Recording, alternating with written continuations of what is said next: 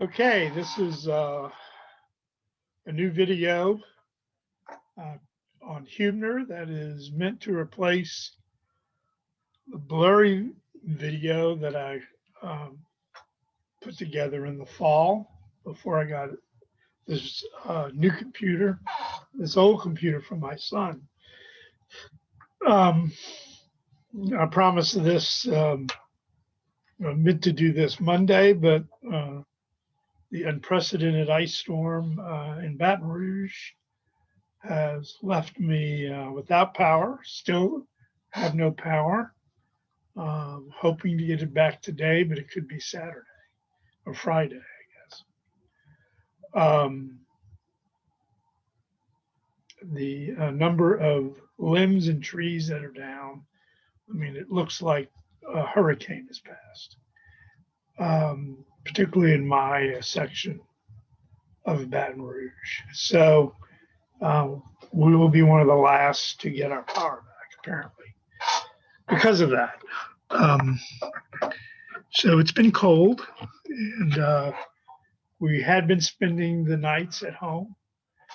I was able to get to a coffee shop that finally reopened yesterday to get a little work done. I'm in Thibodaux today. Came on up. We spent the night in a hotel, my wife and I. We'll probably stay home tonight, even if we don't have power. So I'm not sure what I'll be doing.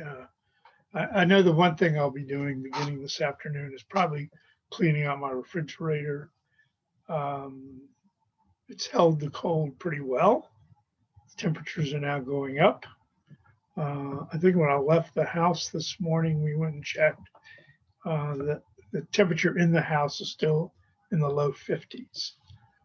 But some of the food in the refrigerator, less so in the freezer, is ready to go. So that'll probably be the biggest loss, though, we pray. Anyway, brings you up to date on me. So I want to do this video now that I'm here in Thibodaux. One of the reasons I did come and travel down to Thibodaux, other things too, but so we will. This too shall pass. My cat's starting to feel pretty lonely because we've been on the roads a lot. So anyway, if for no other reason to charge my phone. So that's kind of where we are.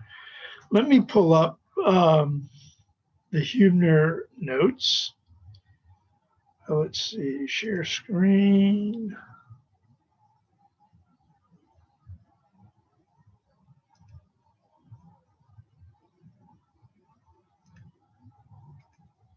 There we go.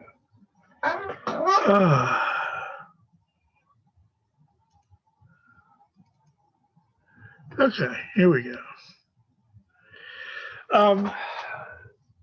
Give you a little history. Dwayne Huebner is he's still alive.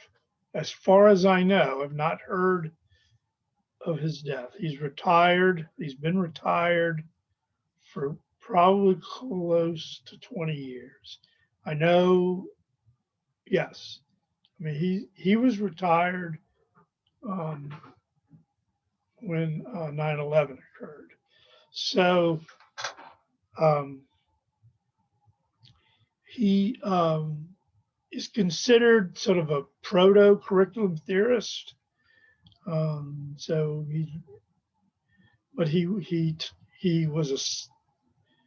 He majored in, I think he got his degree in chemistry, biology or chemology, and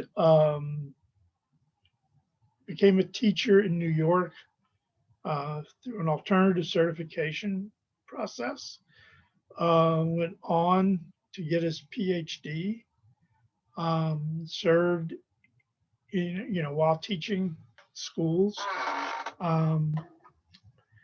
had a professorship in leadership at Teachers College at Columbia University.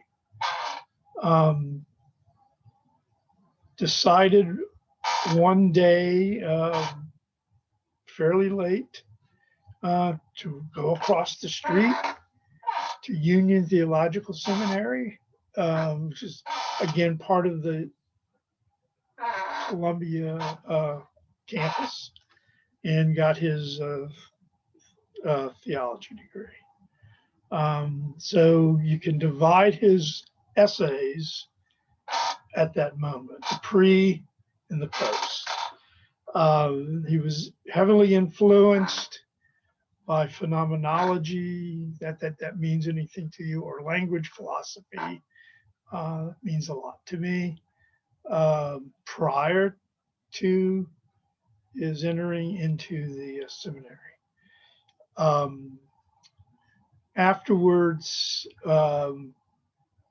he wrote pieces like the one you've read on religious metaphors. So one of Huebner's searches through his academic career is trying to find a way to talk about education without using social science metaphors, predominantly the metaphors of behaviorism. Whether it's behaviorism from a psychological standpoint or behaviorisms that are part of sociology. He saw these as way too mechanistic. The language was too mechanistic to really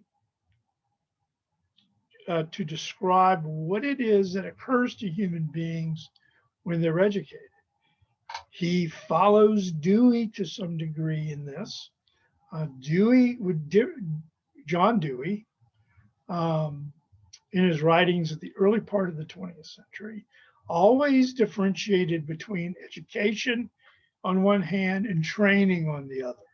And so training is what we could do with animals, right? You can train a dog or train a horse to do certain things, to do a job. They're useful in that way. But you cannot educate the animal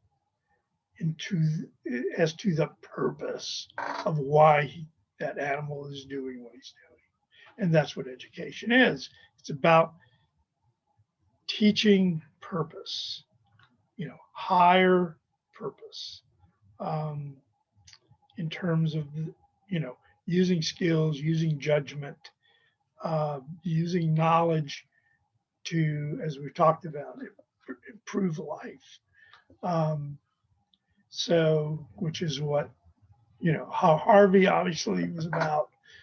You can see the same in Dahl. Again, what purpose does school serve if it doesn't change the trajectory of a person's life for the better? Okay? That's what it's meant to do.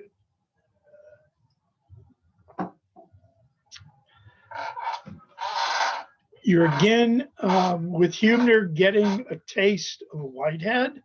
So this gives you the third reading. I talk about Whitehead, among others, as well as Dewey. Dahl talks about Whitehead and talks about Dewey. There's I think there's a few Dewey quotes in here, if I remember right.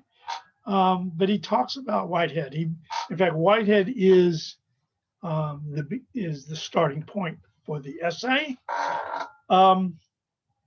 because what Whitehead says is that the essence of education is that it be religious. And then he asks the question, pray, what is religious education? And that's where Whitehead talks about duty and reverence. Okay, duty, of course, being if attainable knowledge could have changed the issue, ignorance is the guilt of vice. Okay. Huebner thinks duty is maybe a bit too strong a word, or at least isn't a word. It's a word for the 19th century. It may not be a word for the late 20th century. And so he changes or alters duty into responsibility.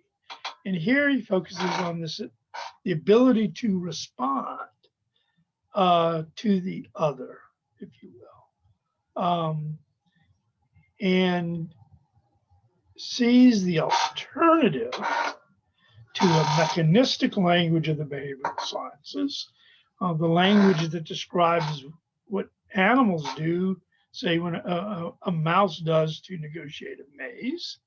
Okay, so we're not mice, Huebner would say. We're not that animal.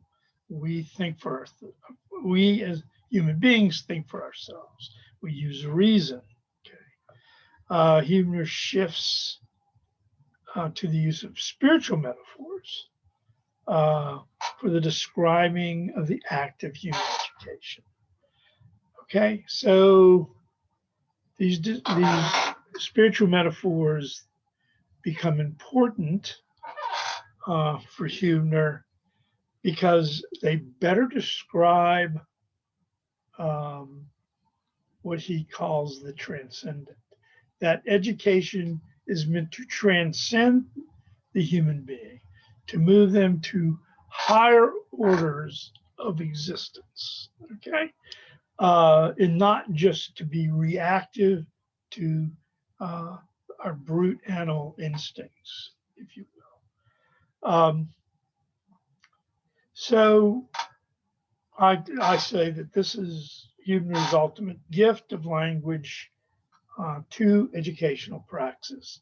So we're seeing this word praxis, and we'll see this again in IOKI. We're not talking about the test, obviously. And really all praxis really is at this point is thoughtful action, okay? It's think before you act is something my father would tell me. Because as an ADHD child, I often acted before I thought. So the gift of the transcendent, or the transcendent practice, is the lure of the divine spark within each of us. Now, Huebner is really not trying to be too overtly spiritual here.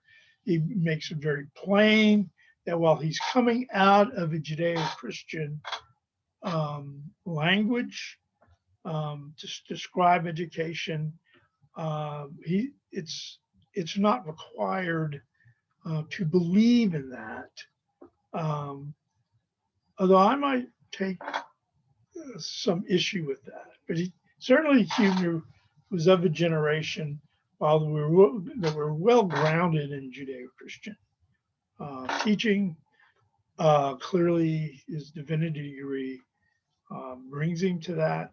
In our common parlance, you would probably see him as a more liberal Christian. Not that that necessarily means anything one way or the other here. And so, you don't have to be a believer to recognize the role of this kind of language in human beings. Okay. The problem I have is that sometimes, particularly for second and third generation non-believers, all they have left is the mechanistic language. This is why we hear this mantra, but it's science after all. Well,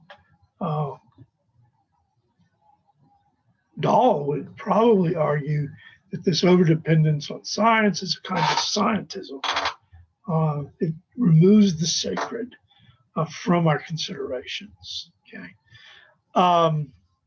so there are different ways to think about that.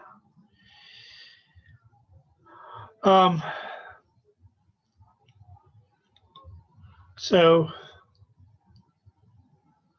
one of the key metaphors that Huebner draws upon is this notion of the stranger. Okay, so or we also know the stranger as the other. So it is in meeting the stranger that we say are,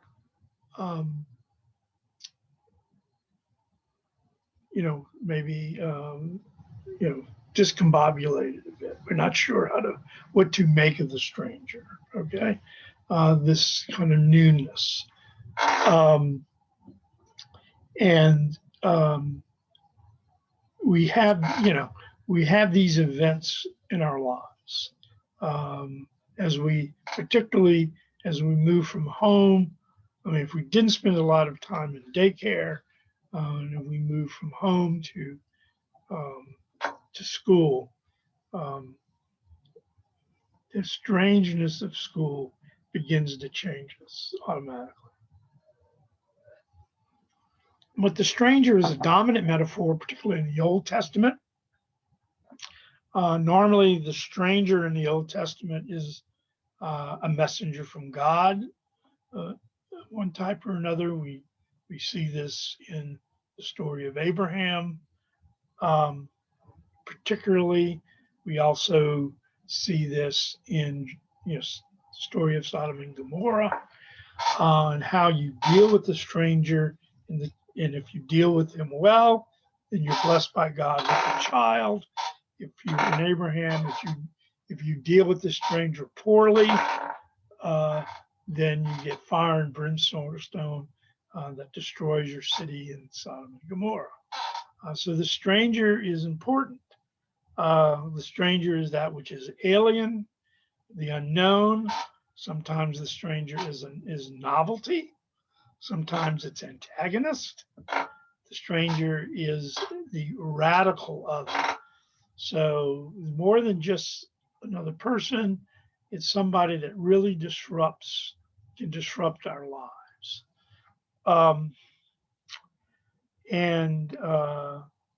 So it's anyone that is different than I am, or the thing to which I'm not accustomed.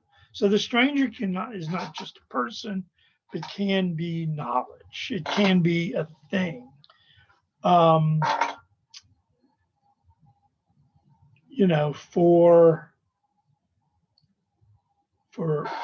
a mature adult like me, when you give me new technology, it disrupts my world. For a young person who's always being introduced to new technology, they find that exciting. They don't have a schema or heuristic about how to approach devices that's established, like I might, then it's not so strange. But the new device for me would be very strange. And I don't usually jump into new technology unless I'm forced, like Zoom, for instance, last year. So think of the knowledge base of the curriculum as a stranger, as much as the children within the classroom and the teacher. Okay, so to the students, the teacher is stranger. To the teacher, students are the stranger. And so you have to get to know them in order to, create community.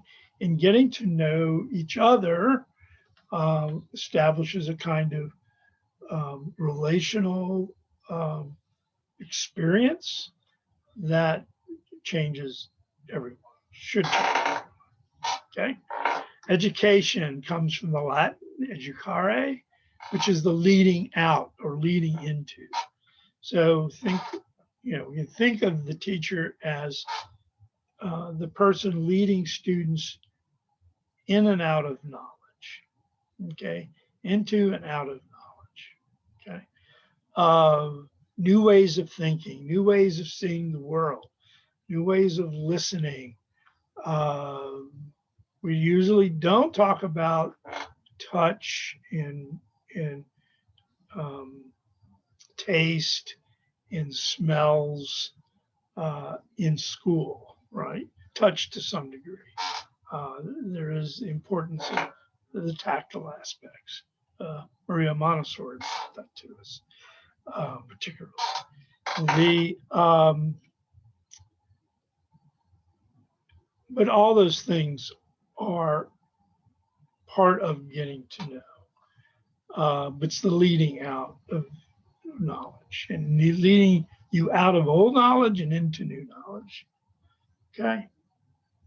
So in that sense, Huebner says education is the call from the other, that we may reach beyond ourselves and into life with the life around us. Okay.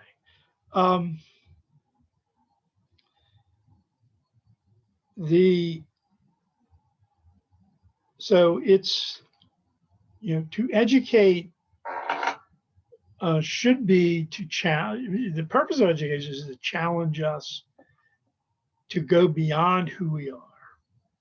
Okay. And that's difficult.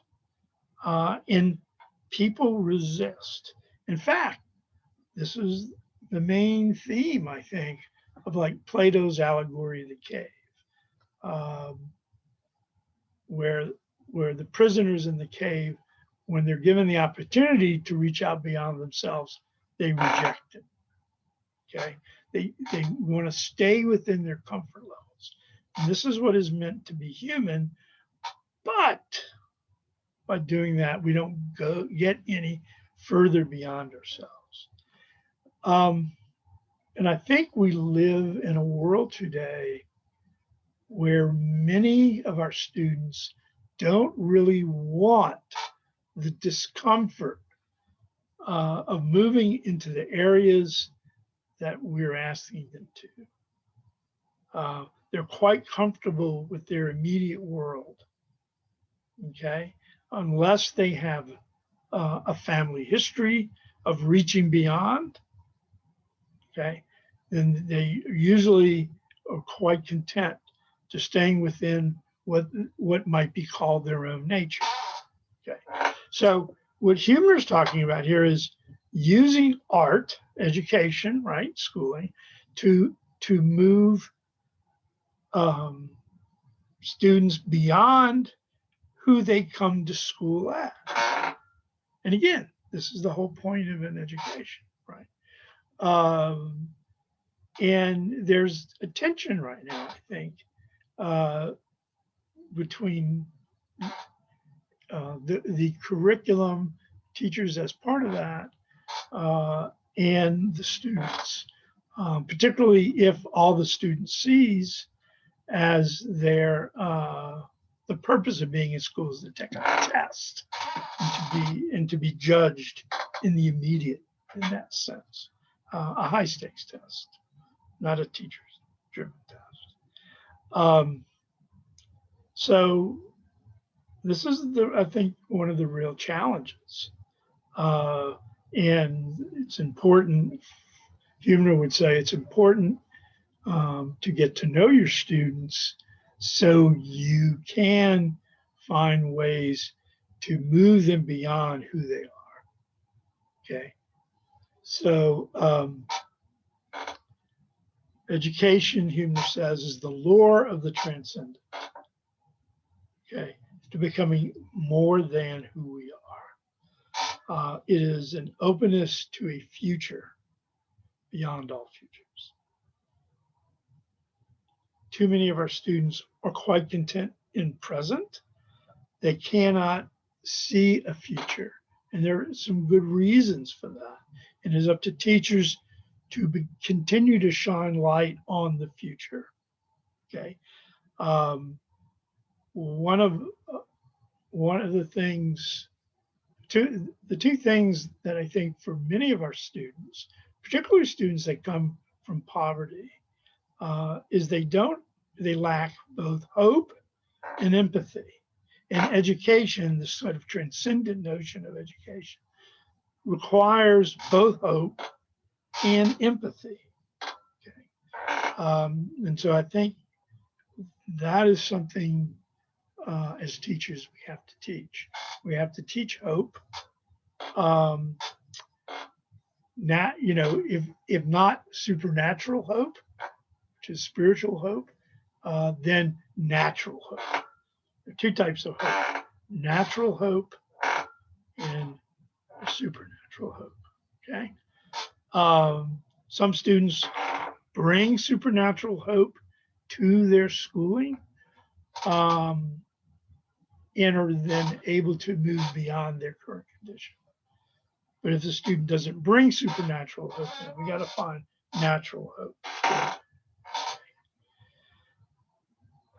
So through hope and empathy, we can begin to imagine a future beyond where we are. Education is also a protest against present forms, against ideologies, idolatries. A perfect example of idolatry today in classrooms is prescribed curriculums, prescriptive lessons in the high stakes test. So we're worshiping at the idolatry of measurement, of accountability, that doesn't measure or account for anything of value. Anything of value. As Whitehead says in the opening of the Aims of Education, it is not what a student does at 18 that's important. It's what he or she does later in life. Okay. Who they become as a full adult. Okay. Huebner emphasizes that love is the source of educational transcendence. Without love, education comes to an end because it can no longer get beyond ourselves. So again, this hope and empathy is really a product of love. Okay? And remember, love is a decision. It's not a feeling. Okay? We decide to love. It's an act. It is not a feeling in that sense. It is not internal. It's an external act. Okay, and whether you're talking about romantic love or you're talking about spiritual love, the Greeks would call that agape, or familial love. Okay, all these forms of love are really decisions. Okay, and it's a decision of the gift. Okay, of giving of oneself to the other.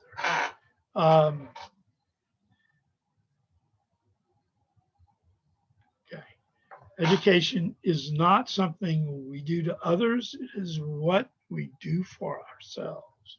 This is another important point.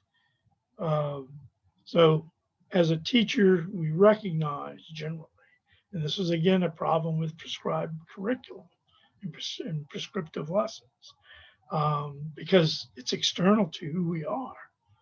Aoki will be talking about this in some ways. So we cannot, the prescribed lesson is not something we do for ourselves. It is strictly something that we do to the other, and thus it is not educative. So the same is true for students. Education is what they do to themselves. We only lead them, right? Educare, we lead them to this. They have to make the kinds of judgments and construct the kinds of knowledge that they need for themselves. Okay. So, and this is important that, and we see that knowledge came into being through someone, a human being.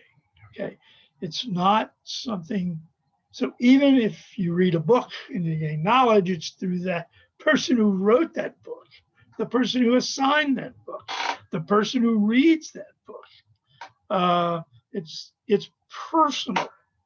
Okay, as we read a novel, we are called to empathize with those characters. The better authors make that easy to do. We empathize and then identify, but we should always remember we don't lose ourselves, our sense of self in the book. We maintain our sense of self. And we come into relationship with the book, in the people that are part of that book, both real and imagined. Okay. For Huebner, this is from me. We'll end with this. For Huebner, education is no racetrack. It is instead a lifelong journey that builds upon itself. And when we leave school, we're not expected to end our education. We must continue that education. And that education should go beyond the immediate task, the immediate job at hand. It has to be transcendent. Again, even for our job, as we learn about our job, that and how to do our jobs, there needs to be a transcendent aspect. And this is what Huebner is about. Thank you. We'll end there. Stop sharing. Okay. Y'all have hope y'all enjoyed this reading in this class.